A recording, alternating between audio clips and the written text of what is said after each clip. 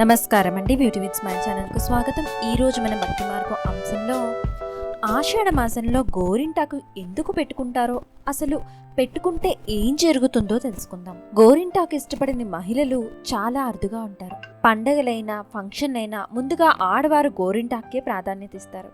ఇప్పుడంటే మార్కెట్లో పౌడర్లు, కోన్స్ లాంటివి రెడీమేడ్గా దొరుకుతున్నాయి. కానీ ఇదివరకటి రోజుల్లో ప్రతి ఇంటి పెరట్లో గోరింటాకు చెట్టు తప్పనిసరిగా ఉండేది.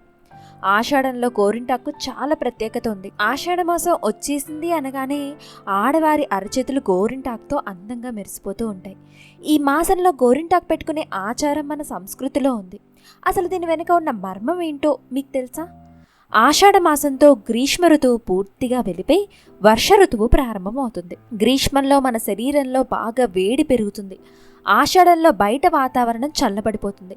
మన శరీరంలో ఉన్న వేడి, బయట చల్లబడిన వాతావరణం పరస్పర విరుద్ధం కాబట్టి అనారోగ్యాలు మొదలవుతాయి.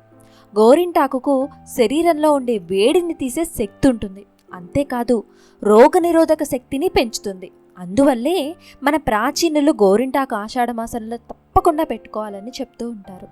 మహిళలు ఈ ఆషాఢంలో అందంతో పాటు ఆరోగ్యాన్ని ఇచ్చే గోరింటాకును మీ అరచేతుల నిండా నింపుకొని చూడండి.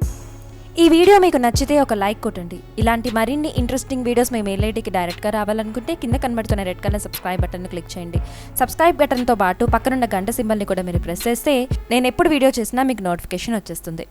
ఇంకా మీకు ఎలాంటి వీడియోలు కావాలన్నా మీ విలువైన సూచనలు, సలహాలు మాకు కమెంట్స్ రూపంలో అందజేయండి. మా వీడియోని వాట్సాప్ ద్వారా, ఫేస్బుక్ ద్వారా షేర్ చేయండి. Thanks for watching.